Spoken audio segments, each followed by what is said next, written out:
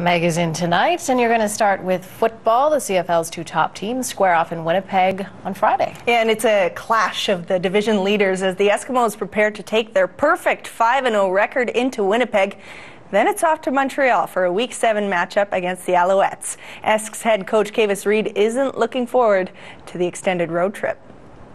Home has been good for us, and the consistency of being home and also traveling and the results that we've been able to produce so far, you're cautiously optimistic that we can go on the road and have success.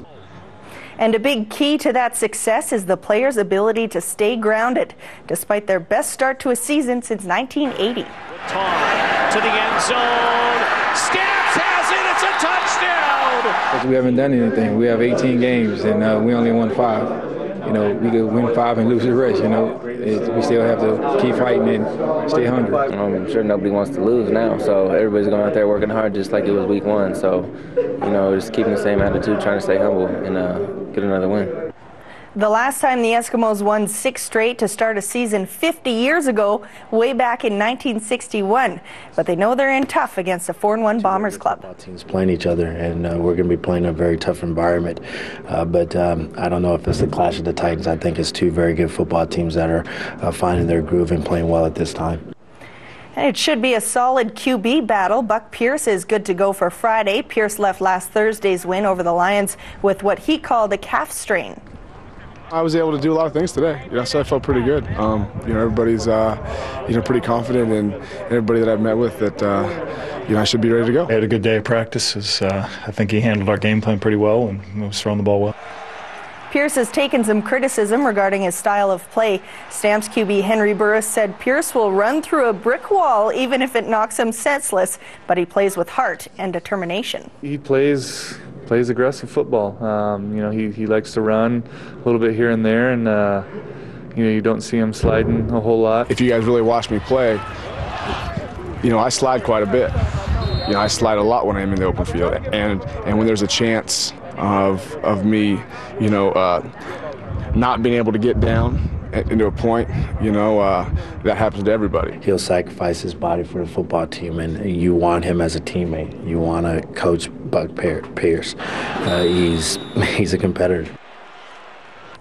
And how about that Kavis Reed, Brandon James run in late in the game with just seconds left? James fielded a missed field goal attempt, and instead of going down, he decided to run the ball, something Reed wasn't too pleased with.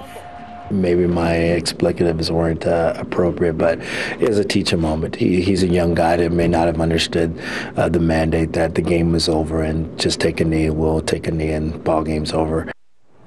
Things aren't running so smooth for Edmonton's pro soccer team. FCE has dropped 4 straight matches, the latest a 3-0 loss to Fort Lauderdale on Saturday.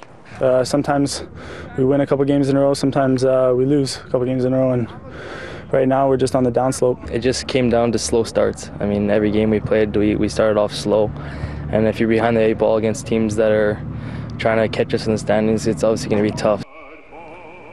Seiko and his teammates are hoping stronger starts and maybe a few bounces their way could get them back on track. He made a great save to tip it onto the post, but right after that, they go down and score and make it 2-0. I mean, if I score that, it changes the game, and then you never know what happens. But FC Edmonton will look to rebound when they host Puerto Rico Islanders at Footfield on Saturday.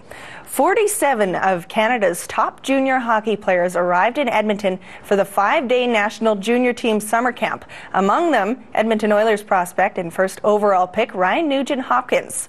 The 18-year-old will have a chance to redeem himself after being cut from Team Canada last year, but the Oilers might want him on the squad. Nugent-Hopkins has been skating twice a week and is weighing in at 175 pounds. My goal is to make the Oilers, but if I do get the chance to play for Team Canada, it's going to be incredible. And this camp, I'm going to do everything I can to hopefully make an impression on the coaches. The 5-day camp kicks off tomorrow afternoon at Rexall Place. They'll finish things up with a red and white game Saturday night at Rexall before heading to Fort McMurray for a second game. Hockey Canada has announced the roster for the under-18 team. Anchoring the blue line is Edmonton Oil King Griffin Reinhart. The Ivan Hlinka tournament will be hosted by the Czech Republic and Slovakia starting next Monday. And Canada has won the tournament for 3 straight years and has won 15 of 20 Summer U18 tournaments since 1991. The Edmonton Capitals get a break from the Mosquitoes tonight. Not a bad location either. They're in Maui. Game is in progress, bottom of the 4th, and still no score. The Jays are visiting the Rays, top of the 4th. No score until this man hammers it out of the ballpark. Jose Bautista hits a solo for his 32nd of the season. Bottom 6th, Tampa trails 2-0. Ricky Romero has a no-hitter until this pitch, and Desmond Jennings puts the Rays on the board 2-1. Top of the 7th, Davis lines one to center for a base hit. Travis Snyder makes it home and gives the Jays a 3-1 lead. That's your final score. These two match up again tomorrow. And the most interesting man in the golf world is returning to action. It's been almost 3 months since Tiger Woods pulled out of the Players' Championship with injuries to his left knee and Achilles tendon. He is committed to the Bridgestone Invitational this week and the PGA Championship next week. Tiger says he's ready to play. I'm good to go. Doctors gave me the clearance to go, so here I am. I was close to playing, last week, but docs advised that, maybe probably want to take another week of training and really start pushing it pretty hard. So I did, and I feel good now. The golf world has been missing him, so it should be, well, it's kind of well overdue. How nice for him that he's coming back. That's all I'll say. That's all.